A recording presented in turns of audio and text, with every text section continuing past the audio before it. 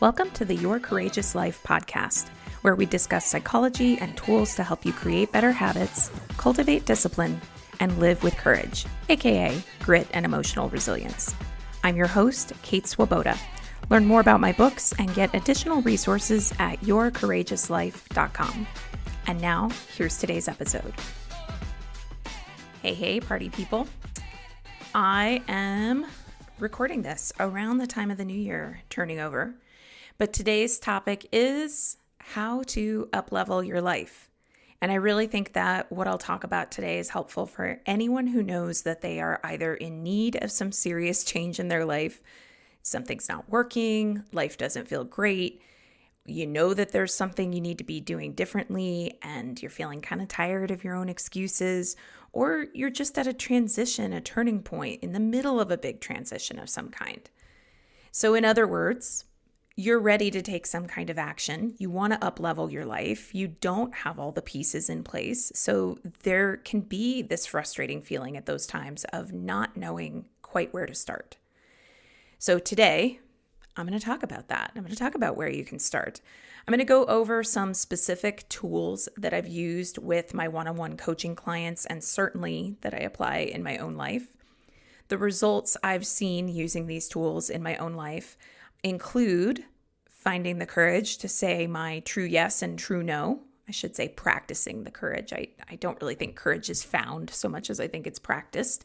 So practicing the courage to say my true yes and true no without people pleasing and letting that be okay if someone is upset. Creating hours and hours of more time in my week. Creating positive habits like daily meditation or an exercise routine that I can actually stick to. And personally, I think most impressive of all and hardest of all, pulling myself out of the worst of a depressive episode. And by the way, having made that last statement about pulling myself out of a depressive episode, I want to be clear that I'm never in any of my work. And I know I've said this other places, but I just want to make sure I repeat that never in any of my work am I saying that anything I share is intended as a substitute for getting support from a qualified mental health professional. That's a full stop for me. So get help. Do not try to do it solely on your own. All right, so let's get into it. Up-leveling your life. It's kind of exciting. Kind of intimidating. So the first thing I'll touch on today is something that I personally do at least once a year. I think it's helpful for everyone to do it at least once a year, and that is something that I call a life audit. Audit sometimes has a negative connotation. People think of like getting audited by the IRS, but it's not that scary of a term. An audit is just an official examination of things. I have also heard people call this a life assessment, taking a state of the union on your life, taking your inventory, all kinds of names for this. And there are a lot of ways to do this. I'm going to talk about what works well for me, but I just want to throw out there that just because one thing works well for me, of course, does not mean you have to do it. You could make a list of the biggest dreams you have, and then a list of the things you know you're currently not doing that you need to be doing to realize those dreams. That's one way of doing a life audit, because through that process, you would see where you're wanting to go and what the state of things is right now and what the gap is between those things, those two places. You could ask 3 trusted friends who you know are going to tell you the real truth, but in a kind way. What are the things I'm doing that have me getting in my own way? Fabulous exercise. There's an exercise that I have led my life coaching clients through before called the Wheel of Life. And you can actually look that up online and find, visuals to download. I think it's really helpful as a visual exercise. And I have certainly done that before. It was my go-to for a really long time. Lately, however, my personal favorite way to conduct a life audit is to look at a time audit. So for a week or so, record my daily activities, noting what I'm filling my time with. Then after a week, look at how I spent my time. Did I spend my time on the things that lift me up the most, or that contribute to some larger goal that I have for my life?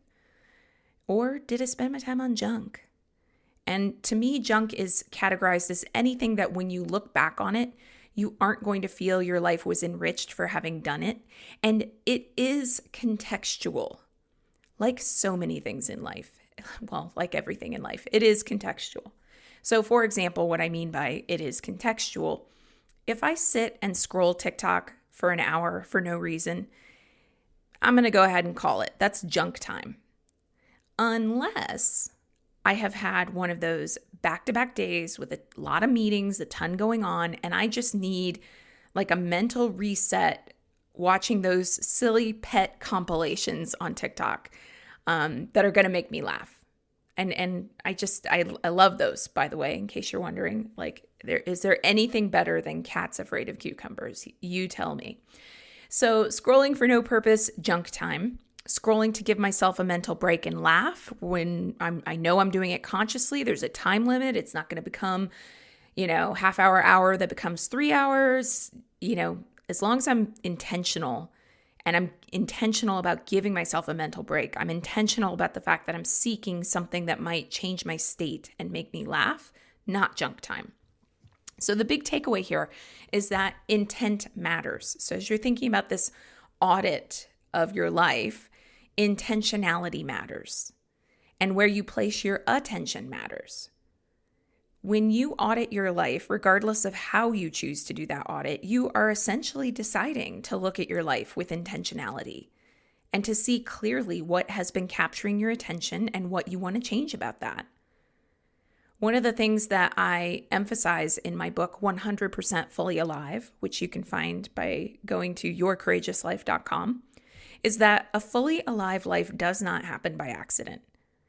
And it is really easy to get carried away on the tide of life and realize, just look around one day and go, oh my God, I'm going wherever everyone else pushes me, where my family or my boss or the tasks are taking me. And it's easy to get into that space without being intentional about the life you are trying to create. But I'm going to say it one more time. A fully alive life does not happen by accident. It is a choice. It is a lot of choices all stacked in a row like dominoes. It does not happen by accident.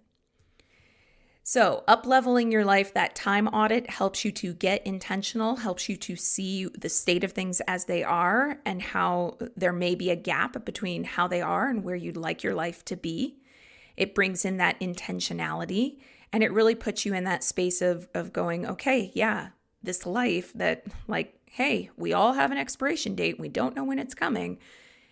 I want to live an intentional, fully alive life. It's not going to happen by accident. Let me make sure that I'm conscious and aware. And that starts with, to me, that life audit and really being aware. And that's the tool. So however you decide to do it, do it. Don't delay. And then the next place to go, if you want to up-level your life, is to take control of your time. Now, let's say you've done this life audit. And because you did this life audit, you look at what you want for your life versus what's actually happening in your life. And you see a little more clearly where the disconnect is. It can be anything. You want to be in shape, but you never exercise. You say you want to write a book or create something, but you spend your evenings watching the stuff other people created on your TV. You want to have friends, but you never join clubs or activities where you could meet people, and your head is in your phone every single time you're waiting in line at the grocery store, standing around to pick up your kids, or in any other environment where maybe you could strike up a conversation with someone. So that is the purpose of the life audit, to see those gaps. But now, how do you want to spend your time? Because action will be required. This doesn't just apply to the doing of the things. It also can apply to how you think about things, how you think about your life, and how much time you spend thinking about certain things in certain ways in your life can also be the barrier that keeps you from where you want to go, where you are now and where you want to go. So if you say you want to feel more positive, for instance, but you spend your time thinking about how so-and-so is a lame friend, your job sucks, nothing you try ever works out, then that's time and energy that you're quite simply just burning. And I say that with empathy. It's really easy. I've been there too. It is really easy to look around at the world and go, this place is a dumpster fire. What is the point? Especially if you're going through a hard time, especially if you're dealing with a biochemical issue such as depression, especially if you have been betrayed, you have been hurt, you worked for a company and put your all into things, and then you keep getting passed over for the promotion or these are hard things. I am not downplaying that. But we are talking about up-leveling your life right now. And how you spend your time is how you spend your life. I'll say that more than once at some point. So how you spend your time, what you spend your time thinking about can become what you spend your life on. You can take control of your time from two different angles. You can ask yourself, what do I currently spend my time on that isn't really benefiting me? You can also look at it from the angle of, what do I need to spend my time on so that I can get the benefit? So I'll go back to this loneliness piece again, because a lot of people are lonely.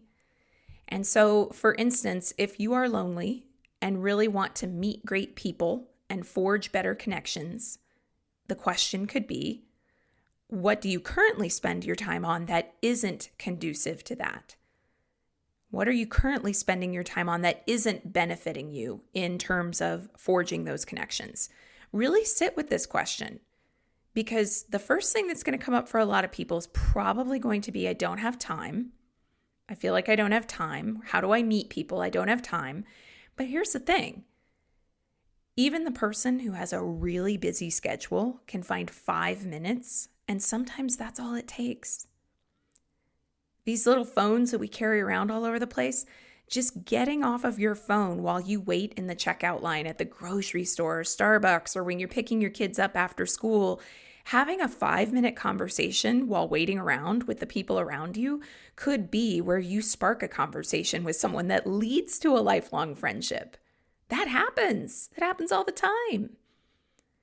The question, what do I currently spend my time on that isn't really benefiting me in this instance, would be answered by, well, all right, like I'm kind of always on my phone when I'm standing around all those other parents waiting for their kids to come out after school. And that doesn't really benefit me if I want to try to make new friends. And the question, what do I need to spend my time on so that I can get the benefit, could be answered by, I need to smile, say hello to those other parents, ask them some kind of question, any question, even something as banal as, what grade is your kiddo in? Just to try to create some kind of connection. And even if that connection doesn't become a lifelong friendship, I really do believe we're all better off when we get the little hits, the little doses, So again, the saying is that how you spend your time is how you spend your life. And so intentionality comes back into the picture here. An up-leveled life is an intentional life.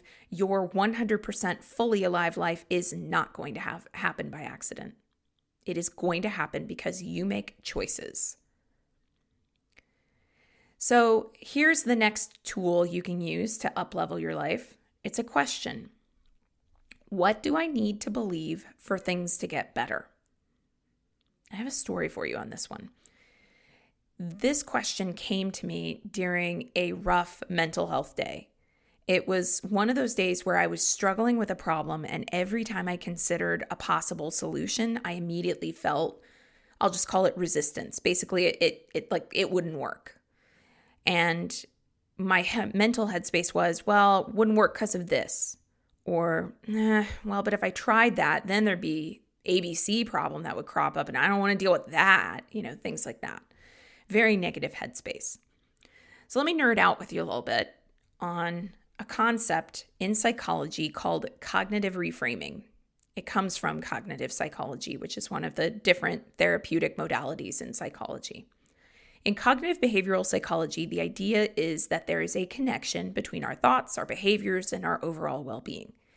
And if you continually think negative thoughts, which in this division of psychology would be called cognitive distortions, then you are going to feel negative emotions and are more likely to engage with negative behaviors that lead to negative overall well-being.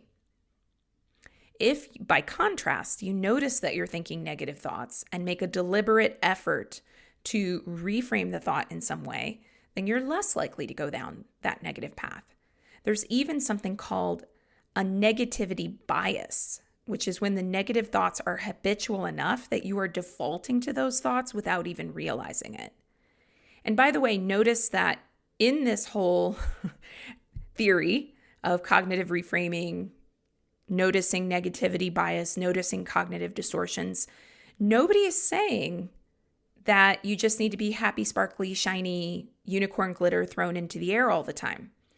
That's one of the things I love about a lot of different theories in psychology is that nobody is saying life isn't hard. Nobody isn't saying that you won't have negative thoughts. Pretty much the idea is, yeah, you're going to. You're not doing anything wrong. You're not lame. You're not sucking compared to the other humans on the planet. Everybody's thinking these things. I think negative thoughts too.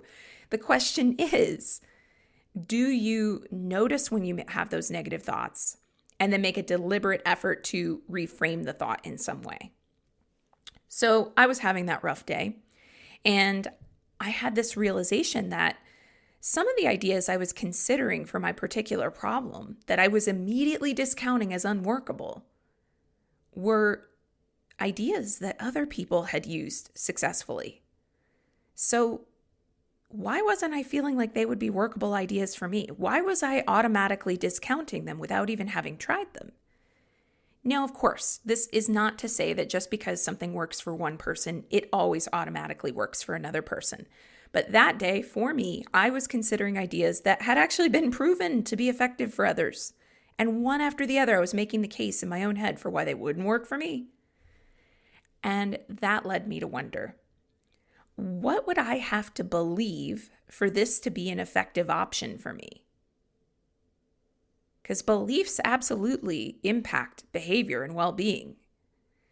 If I decide right now that there's no point in finishing this podcast episode that I'm recording right now, if I have that belief that there's no point, then I'll stop recording, I'll put it away, and I'll do whatever you do with the rest of your day. If I do think there's value in recording the rest of this podcast episode, obviously my actions flow from that. So belief is powerful. And again, the question was, what would I have to believe for those solutions, these options to be effective options for me? I started asking myself what the people that those options did work for must be believing about themselves, about their lives, about the way world works. Did they have greater belief in themselves than I did? Did they believe, oh, this is doable if I get certain resources in place first? Did they believe or assume something fundamental about the world and how it works that tips the scales in their favor or makes it more likely for them to succeed because they have a tendency or a bias towards some kind of optimism? And yeah, when I thought about it more, that pretty much ended up being it. All of the above, right? So I started asking myself, what would I need to believe for things to get better in all kinds of situations? And so then when something sucks, I try to make it my practice to ask this question. So for instance, I could be stuck at the airport. I actually recently was. I had many hours of delays at the airport recently. And I thought of this question, what would I need to believe for things to get better? And I realized that first I'd need to believe that being at the airport isn't being quote unquote stuck. It's just another moment in life. I would also need to believe that it was an opportunity. Like I could write, I could read a book, I could people watch, I could use the time to meditate, I could make a to-do list. I mean, how many times in our lives do we say, I wish I had more time to read. I wish I had more time to just do nothing. I wish I had time to meditate. Oh, I just need to sit down and make that list. Well, and a delay at the airport might be that time, right? So you can use this question when creating something and those critical voices start telling you that what you just wrote or created or whatever totally sucks. Why bother? Well, try it out. Look at the people who have successfully created what you want to create and ask yourself, What must they have believed? What would I need to believe for things to get better? My guess is that a lot of times it's going to come back to they just believed that it was worth it to keep going and see what happened. All right, so we've talked about time audits. We've talked about taking control of your time and really placing intentionality at the heart of that. And then we've talked about up-leveling your life by asking this question when you feel stuck. What would I need to believe for things to get better? Here's the fourth thing that I'll bring up for ways to up-level your life this year. You absolutely have to get the habits that support your biopsychosocial well-being in place. Biopsychosocial, bio for your biology, that's your biochemistry, your physicality. Psycho, that's your personal psychology. Social, that's your social environment, your friends, your connections, the culture you're growing up in. So the habits that support your biopsychosocial well-being are critical. Those habits need to be the bedrock, the foundation of your life. And when I say that I pulled myself out of a depressive episode, that was kind of ground zero for me. What are the biopsychosocial habits that I need? And generally speaking, in my life experience, I've found that all kinds of crazy shit can be going down. And if I'm making sure I get adequate sleep, exercise, nutrition, that's the bio. I'm aware of the impact of stress on my personal psychology and belief systems, and I'm trying to counteract that with things like tools like cognitive reframing. There's the psychology. If I find ways to be socially connected to the world that are true and meaningful, then I'm going to handle all the crazy shit so much better. You're not going to bubble wrap your life. It's going to happen. Things are going to happen that you don't like, that are incredibly stressful. Having those biopsychosocial habits as your bedrock help you. When I wrote my book, 100% Fully Alive, that's really what I was thinking about the most. The fact that when we incorporate habits into our lives that we treat as the foundation of a great life, we can thrive even amid chaos. We can be truly 100% fully alive. And I'm aware that there are a lot of people who feel burned out on their jobs, their responsibilities, all the notifications, the expectations that people have of them, and it feels endless. When I work with my one-on-one clients around burnout, it's a pretty common refrain that all the things going on feel like an endless loop that they're stuck in. And the common wish is that if only those things would just stop, then life would be manageable. And that point that I make in 100% Fully Alive is that you will not bubble wrap your life.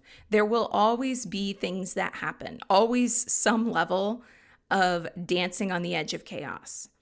And we tend to assume that the people who are making time for meditation or exercising, who are getting the laundry folded and the grocery shopping done, they must not have full-time jobs or kids. They must have something that makes their life easier.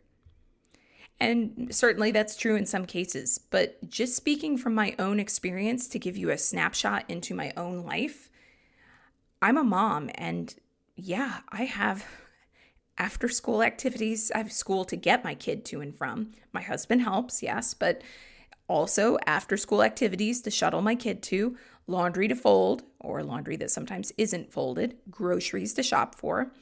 My daughter's school is no better than your kid's school about giving advance notice when something is coming up.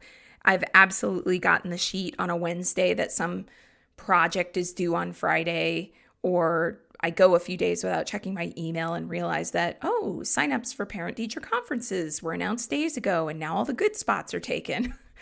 I want to spend quality time with my husband and daughter at the same time that I just want everyone to stop talking and leave me alone. I feel those feelings. I want to clean the bajillion LaCroix cans out of the floor of my car so that they'll stop hitting each other and clinking when I'm driving and making a left or right turn. I work full time. I am writing a novel, and some days I sit down and the writing flows, and other days I sit down and think it's the worst piece of shit that anyone has ever written. It's about a 50-50 split. I am also my elderly father's power of attorney. And let me tell you, he is a delightful human, but he has a special talent for somehow having a sixth sense and calling me during the busiest week possible to tell me that he's convinced that the water company has overcharged him. So he hasn't paid his water bill for months out of protest, and now they're threatening to shut off his water, so he wants me to call the water company and dispute the charges. True story. I can tell more. I have 2 dogs that I adore, and they're wonderful and I love them. And just so you totally know what a glamorous life I live, I also have a backyard full of poop that has to be picked up regularly. Like, this is life. This is just life. I don't know what it looks like to everybody on social media, but probably what I've just described is not so very different than the life you live day in and day out. And I genuinely believe that it's because I've dialed in my biopsychosocial habits that this life dances just on the other edge of chaos. And when I was struggling more, I had pulled back from a lot of the things that I had previously been doing. And I had to really have a reckoning with that. And a life audit was one way I did that. I really do think that biopsychosocial habits help you to make life doable. And not even just doable, but honestly and truly made better. Now, maybe you're listening to this, you're going, good idea, but maybe there's also a little bit of a nervousness. Maybe you're wanting some help with this. Maybe you're someone who's thinking, I've tried this before. I've sat down and decided I wanted something in my life to be different. And then I try to change something, and then I stick to it for a few days, a few weeks, and then everything goes back to how it was before. And if that's you, there are 2 resources that I suggest. One is to reach out to me for one-on-one coaching. Personal coaching is the best way to dramatically accelerate your process, because during a coaching session, we're not only actively strategizing about things you do, but I as a coach am listening for the cognitive distortions that are keeping you stuck, the belief systems that you may be unconsciously stuck in without realizing it. I think if you want aha moments, coaching is the jam. Every coach is different, though, by the way. My personal approach is rooted in this biopsychosocial model that I'm talking about, and I'm really the best fit for a client who really wants to be nudged towards taking action and seeing some kind of transformation in their mindset or their habits and their actions. Another resource is the book I've been mentioning, my book. To check out 100% Fully Alive, you can head over to yourcourageouslife.com, check out the books section, and you will see the link to order your copy of 100% Fully Alive. And then, of course, there's nothing quite like deciding to take action, which means that at any time you can take a second, grab a sheet of paper, and do any of the things I've been talking about throughout this episode. Do that life audit, look at how you spend your time, see what the gap is, see where you need to get intentional, see where creating the life you want is really a series of choices. It's not going to happen by accident. Start asking yourself, what would I have to believe for things to get better? And try adopting those beliefs. Try on those cognitive reframes. And really go ahead and make sure that you are creating those habits from that place, from there, that support your biopsychosocial well-being. That is a hard word, isn't it? It can be. Sometimes it just rolls right off the tongue. Other times, not so much. But essentially creating those habits that are the foundation of a well-lived life. And those are the things that really and truly foundation support the rest of your life. A house that does not have a strong foundation will fall. So you and your life need and deserve a strong foundation as well. All right, that's today's episode of the Your Courageous Life podcast. Thank you for listening. To dive in deeper and continue the work, head on over to yourcourageouslife.com. See you there.